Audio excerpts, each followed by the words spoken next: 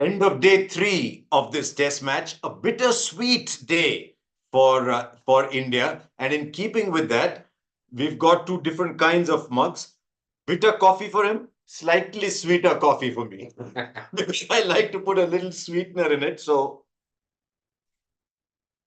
that was for Sarfaraz and Rishabh Pant, who played the kind of test match cricket I never thought I would see in my life when I first started watching test match cricket. And I'm saying this now before DK gets an opportunity to ask me when that was. So before he gets there, I'll stop there. I could not imagine that India chasing 356 would get to 400 at 5 runs an over. Irrespective of the outcome, I love the attitude with which India approached a situation where they had, for all practical purposes, lost the test match in the first 30 overs on the first morning. Harsha, after that first 30 overs, I think we were all hoping something will happen. And as we sit here, that hope burnt little bright Yes. for a bit, and then eventually it just went away. That is the truth. And great on India's part to at least at the end of day four, we can proudly say India is still in the game for arithmetic purposes and whatever. But just the effort that they put in, and you nailed it when you said that 5 runs and over up to 400 is quite phenomenal to think of. And to think, remember, India started the day on a very sad, bitter note. Well, not bitter. Bitter is the wrong word. He was out. He's out fair and square. But India started it on a somber note, and India could have been forgiven for thinking of what might have been if Virat Kohli was still batting.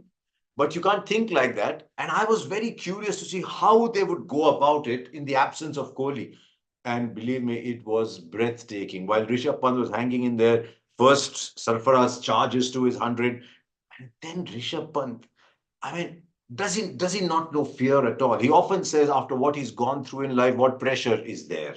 But that fourth wicket partnership of 177, Pant contributes 89, Sarfaraz contributes 80.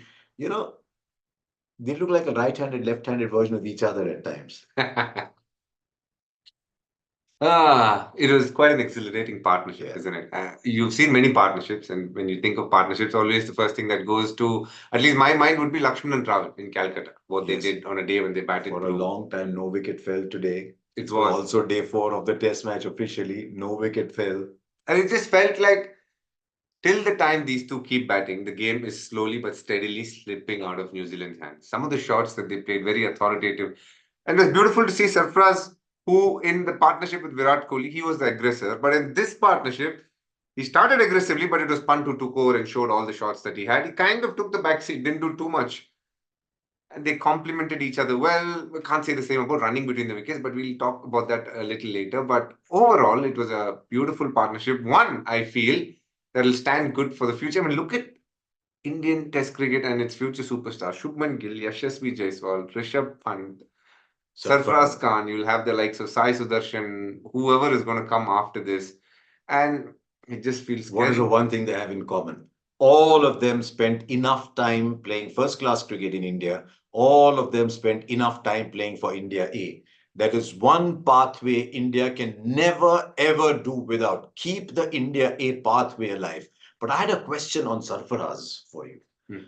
The way he plays that ball down, it's not classical square cuts where he's playing that, but I notice how beautifully he closes the bat face, plays it down. I mean, in India, we always worry about the future, right? My India, not yours. You're a young man. Okay. Can he keep playing like that on bouncier tracks? Because the way he controlled that area between point and short third, I counted one false shot that fell that went between first slip and wicket keeper. Correct. But otherwise, in such complete control.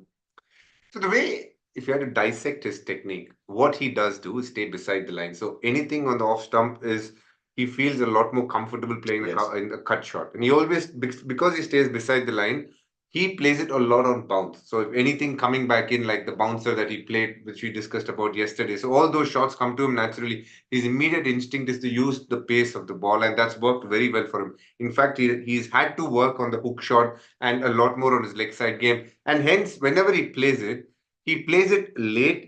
He plays it at a point where he gets optimum timing, and that's what he's worked on. When you practice on red soil pitches, Harsha, what you will get is a lot of bounce, and he's learned to use bounce as his friend, and that's why you see those shots coming through very nicely, even for spinners. he does it very, very well. The late cut, where he just sometimes just plays it so late, it just goes past the slip fielder. Yeah, you know what the classical definition of the late cut is? Just steal the ball out of the keeper's gloves. Correct. You play just so late. So he Your plays that shot well. contemporary Gundappa Vishwanath, I think, used to play that really well, Harsha. Like, late, I've heard that a lot. I don't know why you feel like I'm sledging you, but I'm just saying. When Gundappa Vishwanath got his first Test 100, he Correct. was wearing shorts in school, pleading with the school manager or whoever he was to keep the radio commentary on so that we can listen to it. This was 1969 in Kanpur. By whatever definition of age you use, I was a kid.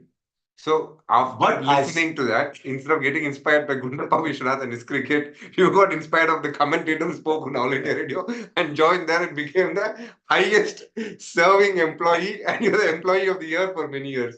0 and 137 for G.R. Vishwanath. But so that much about Sarfaraz. I don't think he enjoyed playing the second new ball as much. There was a lot of playing and missing. Today, we have to say certain things that happened. Today, because of rain, what did we do? We were sitting in the dressing room. Simon Dole and Ian Smith were watching horse racing. Yes. What will anybody do when they're watching horse racing? They'll admire the horses. They'll ask questions about horse racing. What does Harsha Bhogle do? He is saying, what a great commentator. How nicely he's speaking. Without taking a breath, he's speaking. See, Harsha, from the age of 3 till the age of 73, no, how old are you, Harsha? Till the age of 60, you're still admiring the commentators only. No, I said that we had to plead to listen to G.R. Vishwanath scoring his. But who inspired you after that? The All India Radio commentator, not G.R. Vishwanath. But they were good commentators. I'm sure they were. I'm sure they were. Sure. So that much about, every day on this Cricbuzz Chatter, I give him about 3 minutes. So now I've given him those 3 minutes. I will come back to one of the most incandescent talents I have ever seen in all the years I've watched cricket. Every time I look at Rishabh Pant, I look and say, right, do I understand this person? Forget his skill. His skill is extraordinary. But I always ask myself, do I understand this person? Now you will look at that 99, but do you know he went in the 90s, he hit a six that went out of the stadium. Who hits a six off a new ball, down on one knee, over mid-wicket? Only somebody to whom the 100 doesn't mean everything in the world. If the 100 meant everything in the world to him, he would have nudged. He's got a pretty good defense. That is extraordinary. But I'm going to go so far as to say, take the landmarks away. Because if you want to measure Rishabh Pant, you do not measure him by what he did not do. He's made 600s, 790s, and an 89. I would rather measure him by the impact he's had. A run extra here and there. Yes, when he retires, you will say, yeah, he didn't make 40 hundreds. He made only so many hundreds. But I don't know if I understand the extraordinary cricketer we have in our midst. I can always sense it through your voice that you respect him so much more because he's getting out in 90s. You feel that he's so selfless and that is so different. I mean, I wouldn't mind. I'll be honest. I wouldn't mind if he, in this form of the game, if he knocked the ball around, got to 100 and came on, I wouldn't mind that. But I don't think that is Rishabh Pant. No. And in a way, you got to admire what he is doing, which is to play selfless, play aggressive, play attacking, play the situation. And the man is obviously known for shot making, but he's also got a very good defensive technique. Even in the first innings, when you see when the ball was moving, he was one of those players who batted. Only when he ran out of partners did he get out. Not like he got out to a good ball, but the fact is that till then he was one of those who were looking confident and comfortable. So he's got skill, not only attacking skill but also defensive skill. He's a great test batsman. He will finish his career as one of the greatest test wicket keepers to have ever played the game, I feel, because this format comes to him so nicely. He plays on turning tracks well. He's already scored runs in England and Australia, which is, in many ways, the holy grail, you must say, for a batter of Indian descent. And he's a special batter. He's someone who's improved in his keeping, but his batting is phenomenal. He is able to turn the game on its head. And I've said this before, as an opposing captain, if you see Rishabh Pant walking and wearing whites, you don't know what you're going to get that day. Yeah. I mean, I sometimes wonder if I ask Rishabh Pant, are you under pressure in the 90s? He might say, being alive is a blessing. What pressure are you talking about? I remember someone asked Keith Miller. I never saw him play, never saw footage, nothing. But in my mind, I was mesmerized by Keith Miller because I had a love for fighter pilots. And he was a fast bowler who was a fighter pilot. and he was asked about pressure. He said, pressure is a Messerschmitt, a German fighter plane up your backside. He said, that is pressure. He said, this is cricket.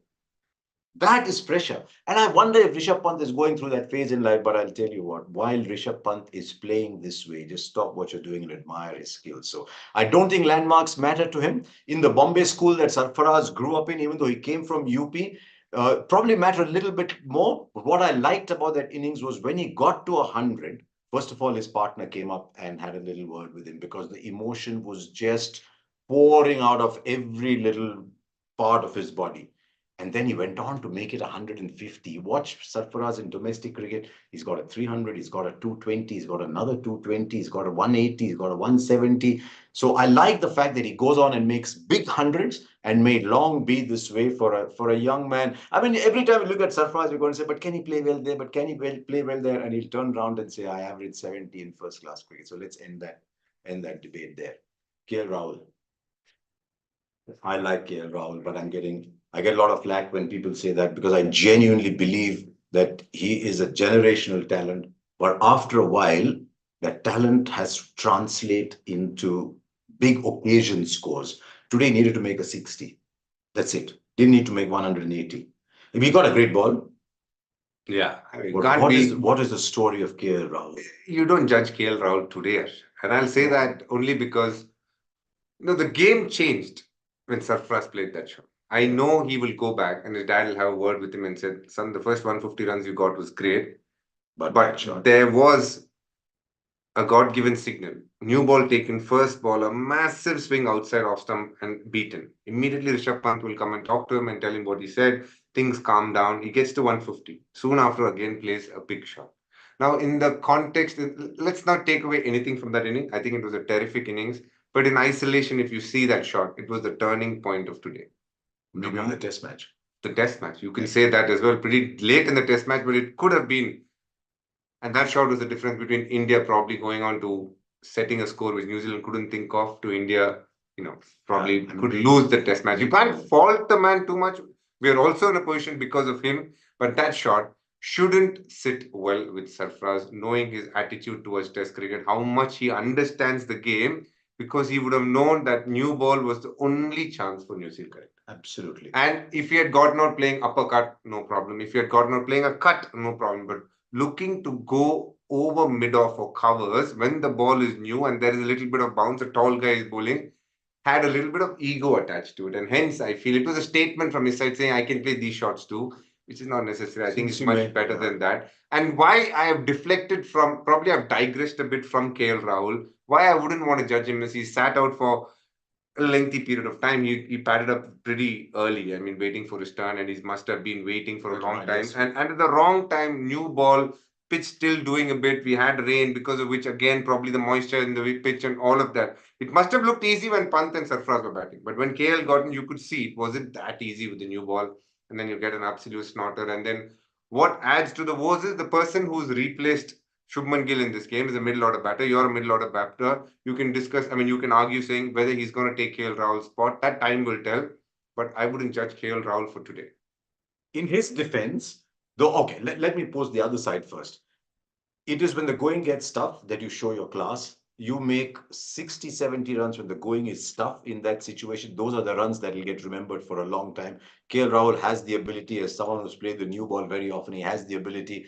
I thought we could have hung in there. He got a great ball in the middle of a spell that I think makes Will O'Rourke a man of the match contender.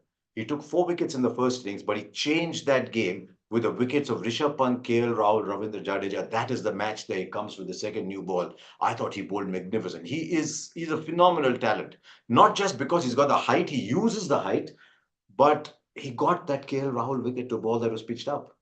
He didn't only get wickets bowling short. He got wickets pitching the ball up. He's a fantastic addition to this New Zealand side. And I just thought new ball, early first innings, new ball, late second innings, the two things that won New Zealand this test match. I'm assuming they'll win it from here, but the two things that won New Zealand the test match. He's a special talent. You can see he is one that's going to do really well for New Zealand. Your mentions have just blown up about asking whether he's playing for RCB.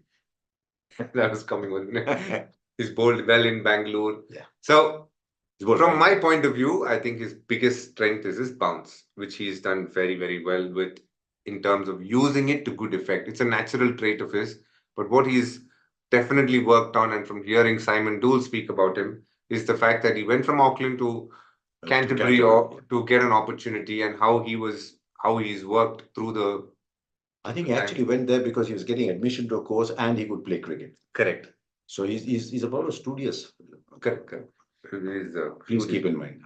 Yeah, only he doesn't wear glasses like you. But on a serious note, I think he is a very good talent. Look, I think in time, obviously, Saudi will move on. Bolt has moved on. Lockie has refused the contract, so they don't look at him too much at Test cricket. Neil Wagner has moved on. They're missing Kyle Jamieson, so it looks like he's the guy who's going to be handed the ball. They like that Ben Sears a lot as well. He's Correct. He's very tall. You can have three bean pole bowlers.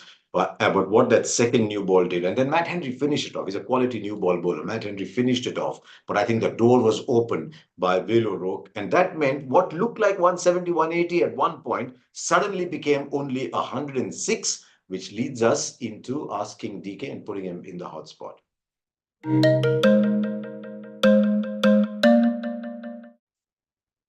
Your debut test. You're a young man coming out to bat. Why you keep saying you're a young man? Because at that point you were 19, 18, 19 years old. Now, younger. At heart. At heart, I am also young, but you don't let me feel that. I just walked into that, I feel. But ask your question. The reason I brought up that particular game, you're going out to bat, I'm doing radio commentary on ABC. And I have talked you up as a wow batter. But that was your test debut. It was a very difficult pitch to make your test debut on. India had a very small total to defend. Correct. India defended that. Can India pull it off? Yeah. Yes. Well, if it's a similar pitch, why not? But in this pitch, definitely not a similar pitch. Not even close, Harsha. Yeah. That was turning the game against crazy. That is the 107 at Wankhede. Yes.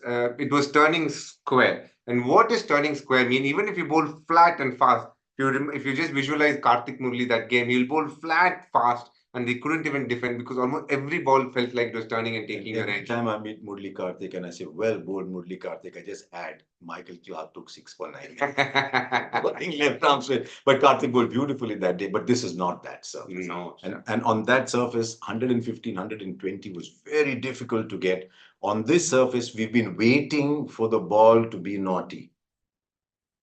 What happens in Bengaluru, Harsha? Last 4-5 years of me playing domestic cricket in Bangalore, what was the trait of that pitch is day 1, day 2, very good to bat on. Towards midday to third day tea is when it starts keeping low. Those cracks open up. I don't know, this Karthik Murli and Simon Dool every day in pitch report they're saying cracks are opening. Nothing is happening, but it will eventually open by the time game will be over. I feel we got to understand one day went because of rain. So obviously we're playing. Ideally today is day 3. Yeah. And there's not much, but you can see if the game goes on till tomorrow evening, if play had happened, which is not going to be the case, then you would have seen towards the end, and that's when things start happening very quickly. And a lot with the fast bowlers, because hits the crack, keeps low, LBW bowl, keep it on the stumps. That's how you pick your wickets here. Unless it is like the India-Australia test match, where they prepared a pitch for our spinners. That is a completely different one. It is neither that nor this, because they didn't have the time to make a pitch for our spinners, nor is it as good as it would, would it become bad for the fast bowlers because there's less time in the game. So it's a bit of a catch-22 situation from the curator point of view. And the answer to your question would be no, I don't see New Zealand struggling too much to get that score. I know a lot of fans would love for me to say something else, but I really feel that there is not so much happening to defend a score of just above 100. On social media, there's far too much of a desire to say what people want to hear. And since you're starting out in this career, if as an expert, you only start to tell people what they want to hear, you're no longer an expert. Correct. So since he's always making fun of my age, I will give him some advice. Always say what you want to say. But in truth, in India will have to be patient. It's not easy to be patient with just 100. The mind goes back to a test match in England. India had a few more on the board that day. India had 60 overs to defend. And I saw India play that day with a kind of aggression I have not seen. This was the let's give them 60 overs of hell from Virat Kohli. But India also have to keep their passion at bay. That passion at bay has cost them a review already. Can India almost end up trying too hard? They should try too hard, to be honest. I think that's the only chance that they can win. If they get that kind of attitude where they're desperate, and they need 2 to 3 wickets within the first 10, 12 overs of play. That is when will the belief come. If they are 30 for 3, then India have a chance, which is hard because in case there is sun and it doesn't swing as much. Today with the lights on, you saw how Bumrah bowled. It was a different ball game. If New Zealand had played at that stage, they would have lost a couple of wickets, especially with the firing Bumrah. They've come in with that attitude, but the fact is that if the sun is out tomorrow, then it's a completely different game because it doesn't swing as much and it's much easier to bat. Okay, so how should India go about this tomorrow? It's time to go fast forward.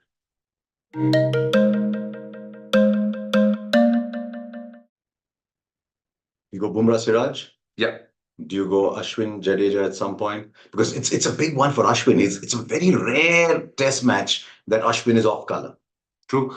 I know it's very tempting to start with Ashwin, but Siraj bowls well to left-handers. He keeps the stumps in play because he brings the ball back in. You have to take the chance by bowling Siraj. Give him 3 overs, Bumrah 4 overs. If Siraj is bowling well, maybe the 4th or 5th over, but if not, you cut him there and then bring Ashwin. And then he is our key person. He is the guy who can get the 3 left-handers who are the main batters of that team. Conway, Tom Latham, and Rachin Ravindra.